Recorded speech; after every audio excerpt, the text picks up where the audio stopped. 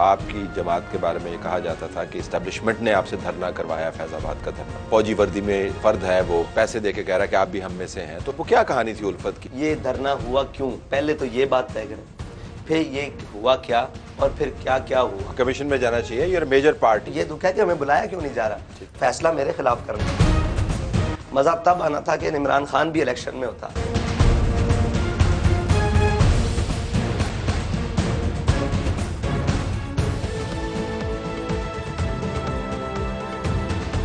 8 فروری کو ہونے والا انتخاب آہستہ آہستہ جان پکڑ رہا ہے۔ مختلف جماعتوں نے اپنے گھوڑے دوڑانے شروع کر دیے ہیں۔ ایک جماعت جو سب کو حیران کر سکتی ہے ممکنہ طور پر، اس کا نام ہے تحریک لبیک پاکستان۔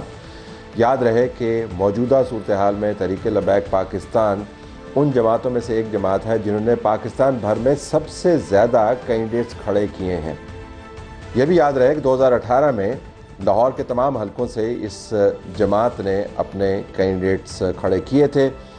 تحریک لبیک نے ملک بھر سے 22 لاکھ سے زائد ووٹ لیے۔ ووٹوں کے اعتبار سے پاکستان میں یہ 5ویں بڑی جماعت تھی۔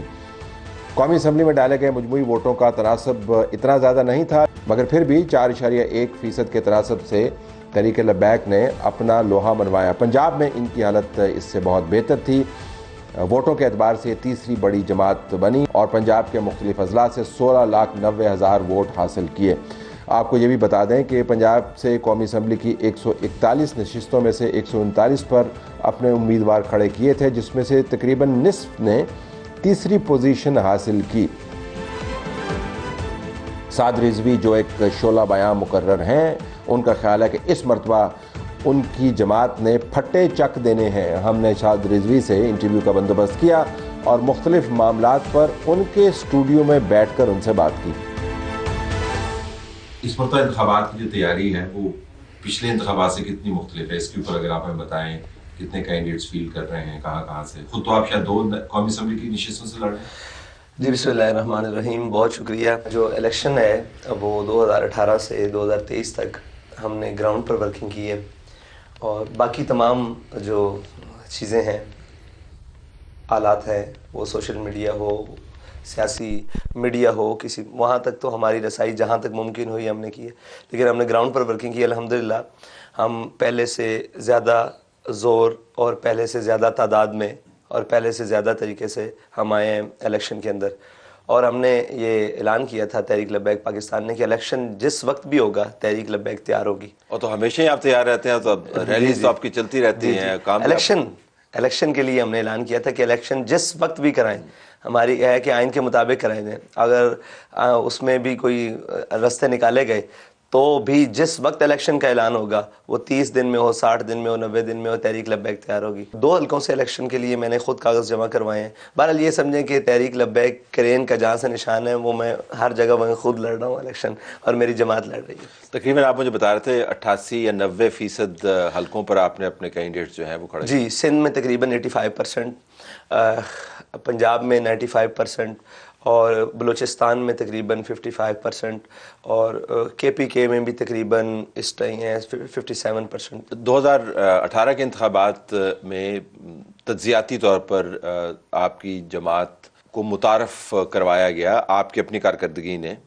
5ویں بڑی جماعت ووٹ لینے والی پاکستان میں، تیسری بڑی جماعت ووٹ لینے والی پنجاب کے اندر، اور 22 لاکھ کے لگ بھگ آپ کا ووٹ، 17 لاکھ کے قریب جو ہے ووٹ آپ کو پنجاب سے آپ نے لیا۔ کچھ 60 سیٹیں ایسی ہیں کروشل جس کے اوپر آپ کے ووٹ کی وجہ سے امیدوار ہارے یا جیتے۔ تو اس مرتبہ آپ نمبرز پر آپ کی نظر ہوگی کہ نمبرز ہمیں حقیقی نمبر جو ہیں پارلیمان کے اندر، اسمبلی کے اندر آپ کی پریزنس ہونی چاہیے؟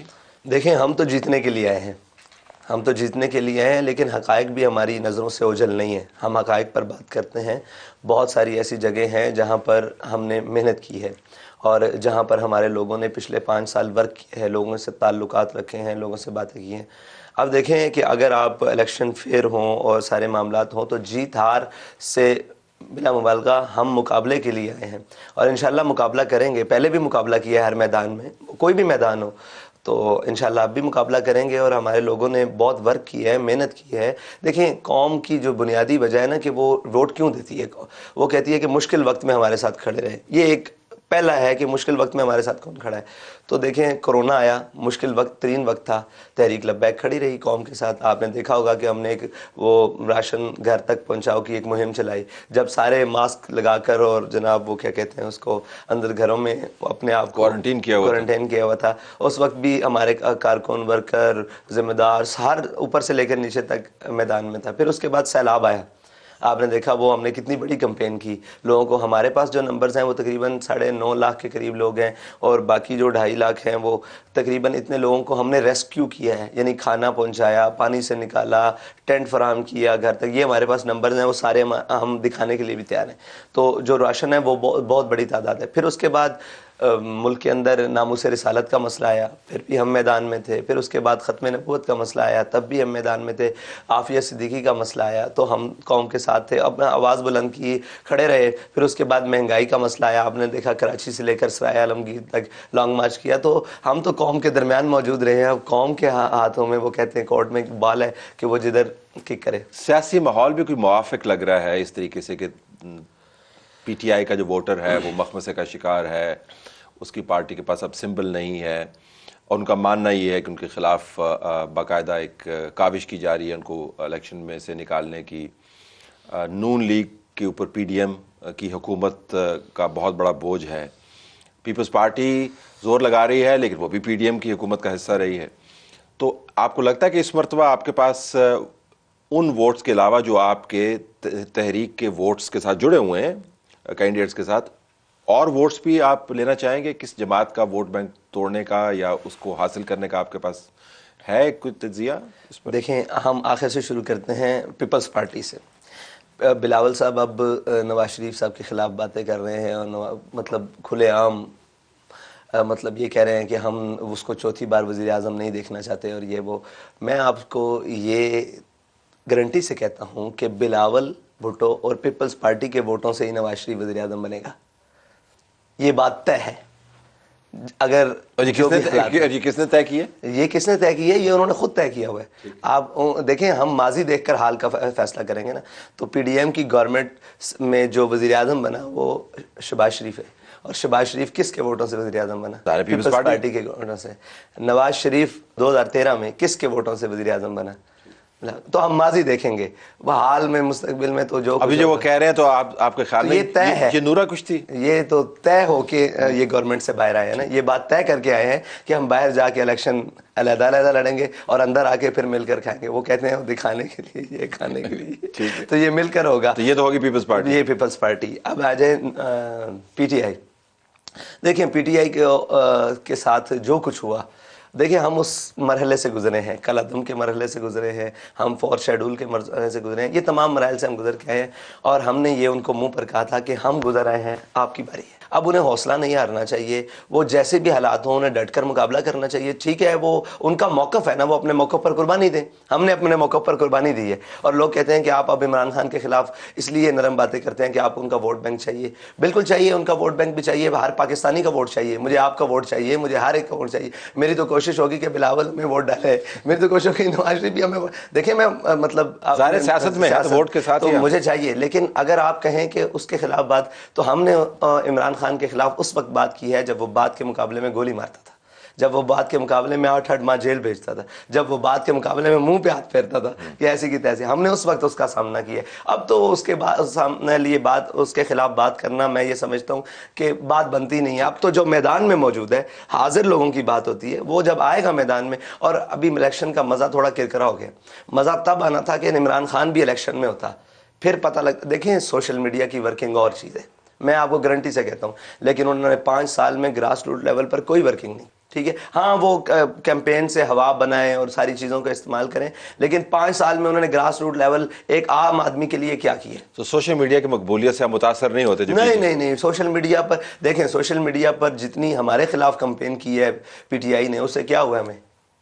اگر آپ اپنا سوشل میڈیا بڑا تگڑا, ویسے کس طرح کرتے ہیں؟ آپ کے پاس کوئی لوگ ہیں جو آپ نے ہائر کیے ہوئے, کیسے ہوتا ہے؟ دیکھیں جی, ہمارے پاس تو ملنگ ہے, ملنگ سمجھتے ہیں؟ جی, ملنگ بہت اچھے طریقے سے. جی, ملنگ ہے ہمارے پاس.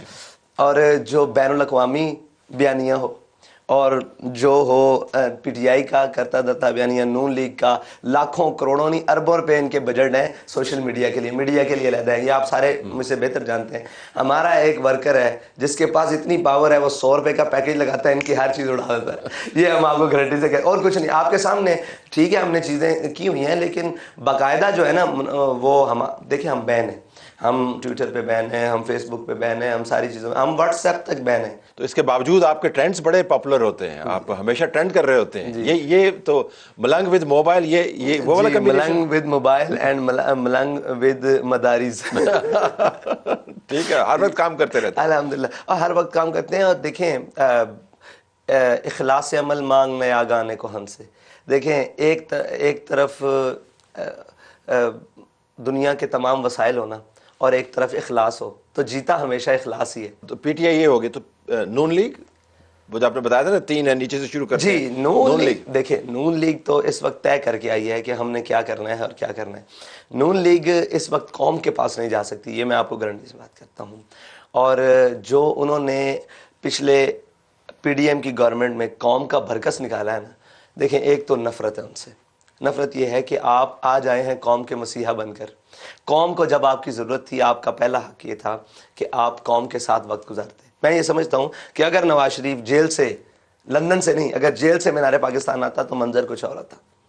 لندن سے پاکستان آنا اور پھر یہ کہنا کہ میں قوم کے لیے آیا ہوں, قوم نے کیا وہ حالات نہیں دیکھے. اور جب تو نکالا بھی تو جیل غلط گیا تھا نا, یہ بھی تو ہے. خالی نواز شریف کو نکالا نہیں گیا. دیکھیں جیل کے اندر روز آنا, پھر جیل کے اندر, آپ مجھے بتائیں کہ جیل تو ایک سیاسی قیدی کے لیے, ایک سیاسی لیڈر کے لیے جیل کو ہنس کے گزارنا چاہیے. یہ تو مطلب زیور ہوتا ہے, سیاست کا حسن ہوتا ہے کہ ٹھیک ہے آپ جائز آنا چاہیں. اور جیل جو ہے نا وہ اپنے اندر رہنے والے قیدی کو 9 بعد کوئی نہ کوئی تحفظ اور عدل دینا شروع کر دیتی ہے. اس کا ایک اپنا طریقہ ہے. جیسے ایک ماں کے رحم میں کوکھ میں 9 سال بچہ 9 مہینے بچہ پرورش پاتا ہے نا, جیل میں بھی یہ پرورش ہے, سیاسی پرورش. جی سیاسی پرورش, اور 9 ماہ بعد کہیں نہ کہیں بات لگنا شروع ہو جاتی ہے. یہ اس کا ایک خاصہ ہے. تو عمران خان کو آپ کی اس بات سے کافی حوصلہ ہوگا. ہاں ٹھیک ہے, اچھی بات ہے, ہونا چاہیے اور ڈٹ کے جیل کاٹنی چاہیے. دیکھیں یہ تو پاکستان کی تاریخ ہے. نواز اس وقت نہیں موجود تھا پاکستان میں جب آپ کے بیان کے مطابق قوم کو ان کی ضرورت تھی, جس طرح وہ آئے واپس. دیکھیں اب عمران خان کو قوم پر مسلط کر دیا گیا اور پاکستان کی تمام سیاسی پارٹیوں کو چاہیے تھا کہ وہ ڈٹ کر کھڑے ہوتے سامنے. حالات جیسے بھی تھے, مشکل حالات تھے صاحب, ظاہر ہے جلسہ نہیں کرنے دیا جا رہا تھا. یہ جو کچھ آج پی ٹی آئی کے لیے حالات ہیں ایسے ہی حالات تھے تب. ایک ون سائیڈڈ اور کہا جا رہا تھا کہ 8 مہینے تک پازیٹیو رپورٹنگ کریں. یہ ساری باتیں ہم بھولے نہیں ہیں, ٹھیک ہے, یہ ساری باتیں موجود ہیں. اس کے بعد اس وقت ضرورت تھی قوم کو, پاکستانی لیڈرز کی, کہ وہ قوم کے اندر کھڑے ہوتے اور قوم کو چارج کرتے اور قوم کو بات کرتے اور کہتے کہ جی ہم آپ کے ساتھ کھڑے ہیں. ٹھیک ہے ایک وقت آئے گا اس کو ہم کوئی کریں گے, لیکن وہ وقت کیا آیا کہ نہ تو ساتھ کھڑے ہوئے اور نہ کوئی بات کی, بلکہ یہاں سے جہاز بھر کر لندن گئے اور وہاں پہ مشاورت ہوئی اور مل کر گورنمنٹ بنا کر آ گئے. پھر وہ گورنمنٹ بھی گورنمنٹ نہ رہی, ٹھیک ہے جی. وہ جس وقت عمران خان اس پوزیشن میں آ چکا تھا کہ عمران خان کا ایک کونسلر بھی جیت نہیں سکتا تھا, اس وقت یہ میں سازش کہوں یا اس کے حق میں فیصلہ کہوں, یہ ظلم ہوا ہمارے ساتھ کہ اب اس کی موت وہ اپنی جانب خود گڑھے کی جانب تھا, اس کو موڑ کر دوبارہ اقتدار کی طرف منہ کر دیا گیا. اس کا یہ غلطی ہوئی. پھر ان لوگوں کو لے کر آیا گیا جو قوم کے سامنے ساتھ نہیں کھڑے رہے. مجھے بتائیں کہ نواز شریف کی کیا قربانی ہے قوم کے لیے. دیکھیں جو لیڈر ڈر کے فیصلے کرے اور اپنے مستقبل کے ڈر سے فیصلے کرے کہ ہم اقتدار وہ تو کہتے ہیں ہم نے ریاست کو بچایا اور ریاست کو بچانے کے لیے ہم نے سیاسی قربانی دی ہے, اور اگر ہم پی ڈی ایم کی حکومت میں نہ آتے تو پاکستان ڈوب جاتا. تو آپ نے بیانیہ سنا ہوا نا ان کا, دیکھیں جسٹیفیکیشن ریاست کو بچانے کے لیے, ریاست کو تو 9 مئی والے دن بچانا تھا, نہیں بچا سکے. کھڑے ہونا چاہیے تھا ان کو قوم کے بچوں کے سامنے کہ بھائی ہم ریاست کے ساتھ کھڑے ہیں, آپ بھی میرے قوم کے بچے ہو, آپ کو ادھر نہیں جانا. سب تو دبک کے اندر بیٹھے ہوئے تھے, ساتھ کھڑے ہونا چاہیے تھا نا. پھر ریاست کو بچانا ہوتا تو اس ریاست کے اندر رہ کر بچایا جا سکتا ہے یا لندن میں بیٹھ کر. تو یہ بڑی گہری باتیں ہیں جو وہ کہتے ہیں کہ وہ میرے کچھ نالے ہیں جو لب پر لاؤں گا تو تو جل جائے گا, تیرا پیمان جل جائے گا. نہیں, لب پہ آپ نے روکے بھی نہیں, آپ نے نالوں کو آنے دیا. ذرا تھوڑی سی اور بات کرتے ہیں.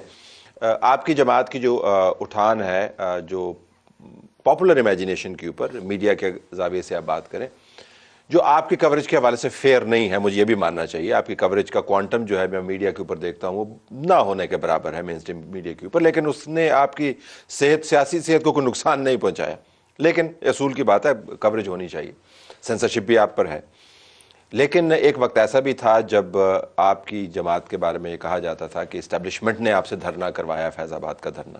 وہ بھی ویژولز ہم نے دیکھے کہ جب ایک فوجی وردی میں جو فرد ہے وہ پیسے دے کے کہہ رہا کہ آپ بھی ہم میں سے ہیں، تو ایک محبت کا وہ کیا کہانی تھی الفت کی؟ وہ الفت کی کہانی تھی یا ہم نے غلط رپورٹ کیا؟ فیض آباد کے دھرنے میں کیا ہوا؟ دیکھیں، آپ یہ نتیجہ نکالیں کہ فیض آباد کے دھرنے سے ہوا کیا، یہ دھرنا ہوا کیوں، پہلے تو یہ بات طے کریں، پھر یہ ہوا کیا اور پھر کیا کیا ہوا. یہ تین چیزیں. یہ دھرنا کیوں ہوا سوال ہے. یہ دھرنا اس سے پہلے ایک احتجاج ہوا لاہور میں اور کہا گیا کہ آپ نے 7B اور 7C کی شکوں کو تبدیل کیا ہے. کہا گیا نہیں، اس میں کلیریکل مسٹیک ہو گئی، یہی کہا گیا. تو ہم نے کہا کلیریکل مسٹیک ہو گئی تو فوراً ٹھیک کیا جائے. آپ کو 8 نہیں 10 دن کا ٹائم دیتے ہیں. کیا کلیریکل مسٹیک کے ٹھیک کرنے کے لیے 10 دن کا ٹائم کافی نہیں؟ سوال ہے، ایک سوال ہے.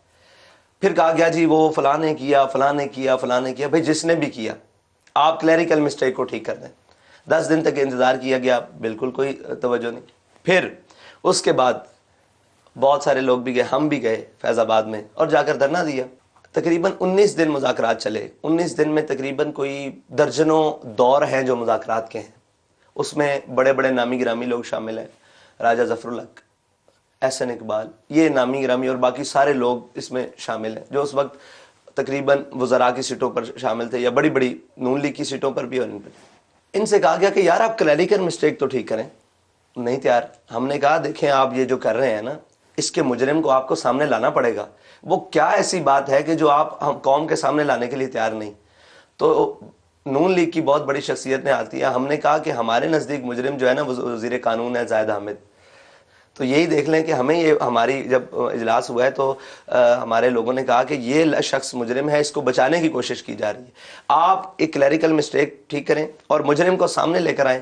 جو مجرم ہے اس کو آپ اپنی پارٹی کے طور پر سزا دیں. اگر جو وہ ڈرافٹ جو تھا کمیٹی نے اپروو کیا تھا، جو ملٹی پارٹی کمیٹی تھی جس کے اندر دوسری پارٹی کے نمائندگان بھی تھے، لیکن آپ کا ماننا یہ ہے کہ وہ law minister eventually was responsible for. آپ یہ مجھے بتائیں کہ 19 دن میں کیا قدغن تھی کہ 7B اور 7C کو تقریباً 13 دن بعد، دھرنے کے 13 دن بعد بحال کر دیا گیا. ہم نے کہا جی بحال ہو گیا. ان کے ٹھیک ہے جی. ہم نے کہا جی اس کا مجرم بتا دیں، سامنے لے آئیں. انہوں نے کہا جی ایسے ہے ویسے. ہم نے کہا جی اس کا مجرم زاہد حامد ہے، ٹھیک ہے جی، اس کا استعفیٰ چاہیے، وہ اب وزیر قانون رہنے کے قابل نہیں ہے، یہ ہمارا ہے، ٹھیک ہے. اس پر ڈیبیٹ چلتی رہی، قلمدان واپس لے لیا گیا، رکھ لیا گیا، ساری باتیں ہو گئی. اس دوران اب نون لیگ والوں کا رویہ مشکل سے مشکل تر ہوتا جا رہا تھا اور ان کے تمام کچھ لوگ کہتے تھے کہ اس مسئلے کو سالو کیا جائے.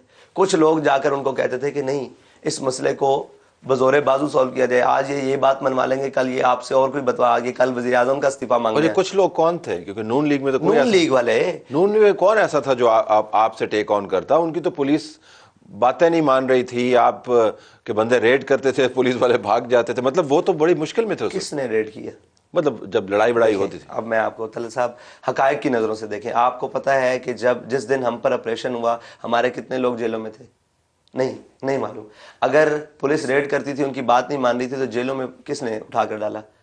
شہباز شریف صاحب خود گرفتار کرنے آئے یا احسن اقبال نے پکڑ کے ڈالا یا جناب زاہد حامد نے پکڑ کے ڈالا؟ کس نے ڈالا؟ تو آپ کہہ رہے ہیں کہ اس وقت ریاست کے ریٹ بڑی سخت اور مؤثر تھے. لسٹیں منگوا کر دیکھیں 2017 21 نومبر تک 22 نومبر تک، آپ 6 نومبر سے سٹارٹ کریں اور 22 نومبر تک آپ پاکستان کی تمام جیلوں کی لسٹیں منگوائیں اور ان میں ڈیٹینشن اور جناب ایم پی یو کے تحت ڈیٹینشن، ان کے تحت کتنے لوگ اس تحریک کا حصہ تھے جو آئے جیلوں میں بند ہوئے، پرچے کٹے تھانوں میں. 21 سے پہلے آپریشن سے پہلے وہ تقریباً 2500 بندہ ہے. کیوں اٹھا کر جیلوں میں بند کیا؟ اگر پولیس ان کی نہیں مان رہی تھی تو وہ جیلوں میں کیسے چلے گئے؟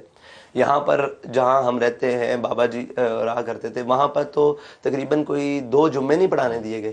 اب مجھے بتائیں اگر پولیس ان کی بات نہیں مان رہی تھی تو جمعہ کا دن ایک ایسا ہوتا ہے کہ جس دن پبلک بھی ہوتی ہے اور زور بھی ہوتا ہے اور سارے لوگ جمع ہوتے ہیں، وہ جمعہ کیوں نہیں ہوا؟ یہ غلط بیانی کرتے ہیں. اپنے اوپر سے بوجھ اتارنے کے لیے وہ کہتے ہیں کہ ریاست ہمارے ساتھ نہیں تھی. اچھا مجھے یہ بتائیں کہ 8000 شیل کس نے چلایا تھا؟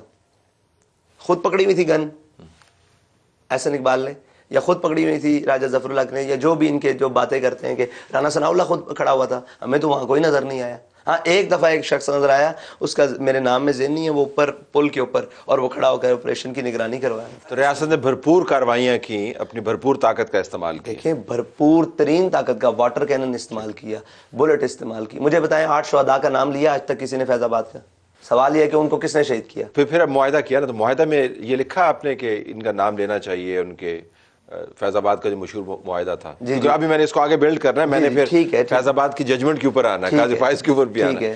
اس معاہدے کے اندر تو یہ چیزیں آپ لکھوا سکتے تھے کیا کہ جی یہ جو کیفر کردار پر پہنچائے ان لوگوں کو جنہوں نے شہداء کو لوگوں کو شہید کیا ہے, جنہوں نے ان کو سزائیں دیں, لیکن ان کے اوپر FIRs کریں, یہ لکھا ہوا ہے. لکھا ہوا ہے جی بالکل.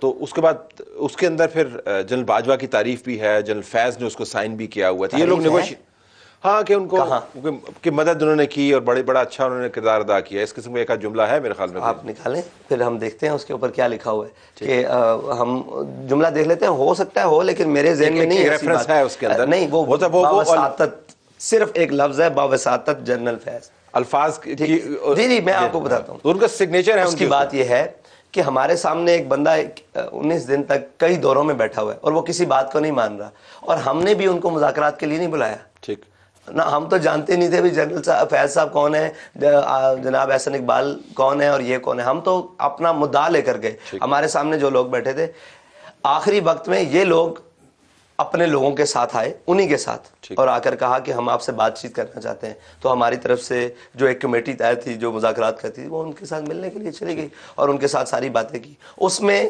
ہمارے سائن موجود ہیں. ہم اپنا آج تک ان سائنوں کو ڈینائی نہیں کرتے, ہم نے ہی کیے ہیں, ہم نے ہی بات کی ہے. احسن اقبال کے سائن موجود ہیں, وہ بتائیں گے انہوں نے کیوں کیے, نہیں کیے یا نہیں کیے. جنرل فیض کے موجود ہیں, یہ وہ بتائیں گے انہوں نے کیے یا نہیں کیے. ہمارے سامنے جو ساری چیزیں, ہمارے سامنے ڈرافٹ تیار ہوا اور یہ باتیں ہوئیں کہ یہ ہم آپ کے ساتھ طے کرتے ہیں. ہم نے جو نہیں ماننا تھا کٹ کر دیا, جو ماننا تھا وہ لکھوا دیا. ہم نے تو اپنے مطالبات پیش کیے. یہ تو حکومت اور ریاست بتائے گی کہ اس نے کیا کیا. اچھا, میں اتنی طویل اس کے اوپر بات نہ کرتا کیونکہ ظاہر ماضی کا ایک قصہ ہے. اگر یہ معاملہ اب ایک کمیشن کے سامنے نہ ہوتا, جہاں پر لوگوں کی باقاعدہ پیشیاں نہ ہو رہی ہوتی, جہاں پر موجودہ چیف جسٹس قاضی فائز صاحب جنہوں نے وہ فیمس ججمنٹ لکھی, جس کے متن سے آپ ظاہر اتفاق نہیں کرتے, میں نے آپ کے بیانات سنے ہیں کہ کمیشن کے سامنے آپ کو بھی شاید بلوایا جائے. یہ معاملہ آپ کے خیال میں کمیشن کے سامنے جب جائے گا تو تحقیقات ہوں گی, تو اس کے اندر کہا یہ جا رہا ہے کہ ریاست نے اپنی ریٹ کو ایبڈیکیٹ کیا. میں جو آرگومنٹ بل کر رہا تھا وہ, لیکن آپ نے اس کو کہا کہ ایبڈیکیٹ کی طرح کہی, یہ نمبرز آپ دیکھ لیں. یہ معاملہ کمیشن کے سامنے اگر آپ کو بلائیں تو آپ جائیں گے؟ ہم بھی جائیں گے. ہم وہ تمام افراد کو بھی لے کے جائیں گے جو کمیٹی کا حصہ تھے, وہ تمام افراد جنہوں نے حکومت سے اور حکومت کے ساتھ جو آئے لوگ تھے ان تمام سے باتیں کی, جنہوں نے سائن کیے, ہم تمام کو لے جائیں گے اور کمیشن میں پیش ہوں گے. ہمیں تو کوئی مسئلہ نہیں. ہمیں تو یہ دکھ ہے کہ ہمیں بلایا کیوں نہیں جا رہا. فیصلہ میرے خلاف کرنا ہے. یہ دنیا میں کہیں ہوا ہے کہ آپ نے فیصلہ, یا مجھے پر الزام ہے کہ یہ فیض آباد دھرنا کس نے کیا. سوال یہ ہوتا ہے کہ یہ انہوں نے ملک بند کیا. بھئی ہم نے کیا, ہم نے کب انکار کیا؟ ہم کیے, ہم نے کیا ہے, اور ہم سارے عام کہتے ہیں کہ ہم نے کیا ہے اور اس بات کے اوپر کیا ہے. ہاں آپ کو اعتراض ہے, ہمیں یہ پاکستان کا کمیشن نہیں بین الاقوامی میں بنائے, تو جس وقت کہیں ہم اس وقت میں پیش ہونے کے لیے تیار ہیں. ذاتی حیثیت میں کہیں, وکلاء کے ساتھ کہیں, ان لوگوں کے ساتھ کہیں, ہر وقت تیار ہیں. یہ تو بات ہی نہیں. یہ تو ہمیں دکھ ہے کہ ہمیں کیوں نہیں بلایا جاتا. جب الزام ہمارے سر ہے تو ہمیں بلائیں, اس لیے کہ ہماری تاب نہیں ہے کسی کے سامنے. ہماری بات سنیں نا, پھر حق بات تو حق بات ہے, وہ سچ بات ہے. آپ کو کمیشن میں جانا چاہیے, یہ میجر پارٹی آپ کے گرد سارے ہماری, ہم تو کمیشن میں جا کر جب پارٹی بنے کہ بھئی ہمارے خلاف بات ہے, تو قاضی فائز صاحب نے ایسے فائل اٹھا کر ہمارے وکلاء کی سائڈ پہ رکھی. میں اداروں سے بات کرنا چاہتا ہوں. بھائی ادارے رپورٹ دے چکے ہیں. اگر آپ اداروں سے بات کریں, ادارے رپورٹ, نیکٹا نے ہمارے خلاف رپورٹ نہیں دی, اس نے کہا یہ کلیئر ہے اس بات میں, سارے رپورٹ نہیں دے چکے. تو ٹھیک ہے, آپ اداروں کے بارے میں بات کریں, تو ہمارے اوپر الزام ہے کہ انہوں نے ملک بند کیا ہے, انہوں نے یوں کیا, دھرنا انہوں نے آ کے دیا ہے. تو زیادہ بہتر کون بتائے گا, ادارے بتائیں گے یا ہم بتائیں گے؟ اب ایک سناریو بلڈ کرتے ہیں. بالکل آخر میں آپ پارلیمان کا حصہ بن گئے ہیں, آپ سیٹ جیت گئے ہیں. میں مستقبل کی بات کر رہا ہوں کیونکہ ظاہر ہے جیت بھی ہو سکتی ہے, ہار بھی ہو سکتی ہے. اب آپ پارلیمان کے اندر ہیں اور آپ کے رفقا بھی بیٹھے ہوئے ہیں وہاں پر. اتنی بڑی تعداد میں نہیں ہوں گے جتنا خیال کیا جاتا, لیکن بیٹھے ہوئے ہیں پارلیمان میں, آپ آ گئے ہیں. تو آپ کی پہلی تقریر ہے, تو کس قسم کی تقریر, کیا کہیں گے؟ خطاب تو خیر ختم ہے آپ پر، لیکن یہ کہ وہ تقریر جو ہے جو پارلیمان میں پہلی مرتبہ آواز آپ کی اگر آتی ہے تو کیا ہو؟ آپ بانڈا پھوڑ دیتے ہیں میری تقریر. ویسے میں نے سوچا نہیں، لیکن میں آپ کو ویسے سناریو اگر آپ سوچ کر فی البدی تو ظاہر آپ کر لیتے. فی البدی یہ ہے کہ میں قوم کے تمام مسائل لکھ کر لے جاؤں گا. کوئی لمبی چوڑی بھاشن نہیں ہوں گے. قوم کے تمام مسائل جو قوم اس وقت گزر رہی ہے نا، ان تمام مسائل کو ایک لسٹ کر کے لے جاؤں گا اور اپنے بیان کروں گا. اور میں ان تمام دوستوں سے کہوں گا جو بھی ہوئے پورے پارلیمان میں، ان سے کہوں گا کہ یہ ہماری قوم کے مسائل ہیں. ہم 5 سال کے لیے منتخب ہو کے آئے ہیں. ہم نے جاتے وقت یہ بتانا ہے کہ ہم نے قوم کو کن کن مسائل سے نجات دلوائی ہے اور کن کن مسائل کا شکار کیا ہے. اگر ہم اس لسٹ میں سے قوم کو مسائل کو نکال کر وسائل تک لے گئے تو ہم کامیاب ہیں، ورنہ آپ بھی قوم کے مجرم ہیں، اس دنیا میں بھی اور آخرت میں بھی میں بھی مجرم ہوں. یہ میری پہلی زبردست تقریر ہوگی. دائیں بائیں آپ کے وہ لوگ بیٹھے ہوں گے جن کے اوپر آپ بڑی تنقید کرتے ہیں اپنے جلسوں کے اندر، تو آپ ان سے مخاطب ہوتے ہوئے کیا کہیں گے کہ یہی کہوں گا میاں نواز شریف جو بھاگ گیا، بلال بھٹو زرداری جو ہے جو طے کر کے، ایسے تو نہیں کہیں گے نا؟ پھر آپ کو اس نظام کے مطابق ہی پھر چلنا ہوگا. دیکھیں، نظام کے مطابق میرا اپنی زبان کے مطابق چلنا ہوگا، اپنے کردار کے مطابق اور اپنے افکار کے مطابق چلنا ہوگا. باقی وہاں میں اگر وہ کوئی بات ہوگی تو پھر میں بھی ہوں گا اور وہ بھی ہوں گے. اگر وہ کوئی بات غلط کریں گے تو یہ تو نہیں ہو سکتا کہ پھر میں چپ کر کے بیٹھوں گا. یہ تو نہیں ہو سکتا. جب آپ اگر پارلیمان میں ہوئے اور آپ کی پہلی تقریر ہوئی تو میں گیلری میں ضرور بیٹھا دیکھ رہا ہوں. آپ کی محبت ہے، لیکن میں قوم کے مسائل لے کر جاؤں گا. اگر ہم نے کم کر دیے تو ہم قوم کے سامنے سب سرخ رو ہیں. اگر ہم نے اضافہ کیا اور کم نہ کیا اور جوں کے توں رہے تو پھر ہم قوم کے مجرم ہیں. بہت شکریہ. سعد رضوی پر امید ہیں تمام جماعتوں کی طرح، اور ان کا خیال ہے کہ پاکستان تحریک انصاف سے ہٹنے والا ووٹ ان کے پاس آ جائے گا اور ان کی واہ واہ ہو جائے گی. الیکشن کے دن پتہ چلے گا کہ کون کتنا منظم ہے اور کس جماعت کا ٹوٹا ہوا ووٹ اس کے پاس واپس آتا ہے.